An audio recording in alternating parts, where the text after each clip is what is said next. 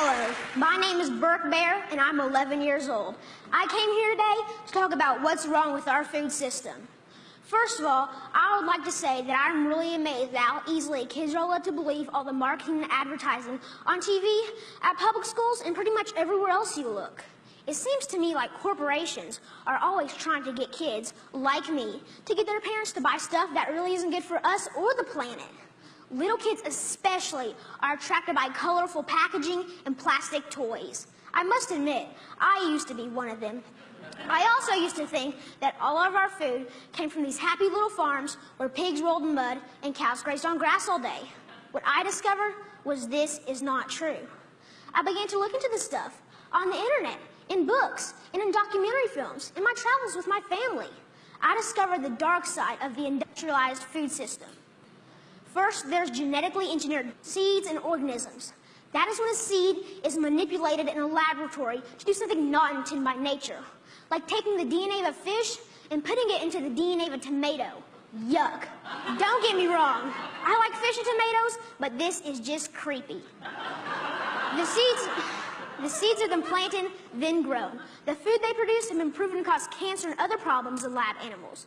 And people have been eating food produced this way since the 1990s, and most folks don't even know they exist. Did you know rats that genetically engineered corn had developed signs of liver and kidney toxicity? These include kidney inflammation and lesions and decreased kidney weight.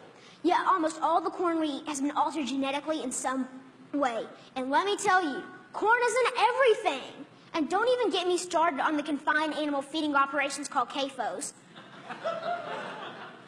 Conventional farmers use chemical fertilizers made from fossil fuels that they mix with the dirt to make plants grow. They do this because they've stripped the soil from all nutrients from growing the same crop over and over again.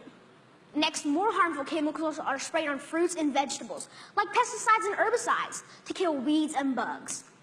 When it rains, these chemicals seep into the ground or run off into our waterways, poisoning our water too.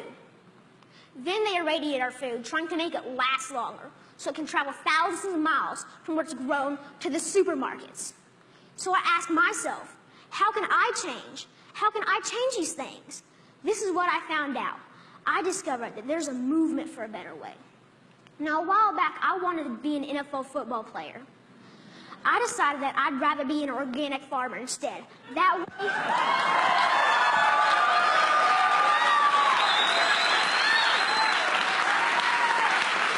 Thank you. And that way, I can have a greater impact on the world. This man, Joel Salatin, they call him a lunatic farmer because he grows against the system. Since I'm homeschooled, I went to go hear him speak one day. This man, this lunatic farmer, doesn't use any pesticides, herbicides, or genetically modified seeds. And so for that, he's called crazy by the system. I want you to know that we can all make a difference by making different choices, by buying our food directly from local farmers or neighbors who we know in real life. Some people say organic or local food is more expensive, but is it really? With all these things I've been learning about the food system, it seems to me that we can either pay the farmer or we can pay the hospital. I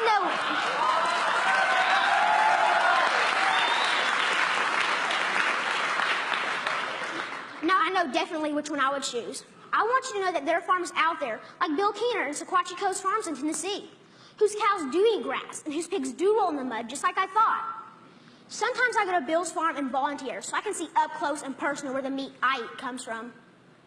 I want you to know that I believe kids will eat fresh vegetables and good food if they know more about it and where it really comes from.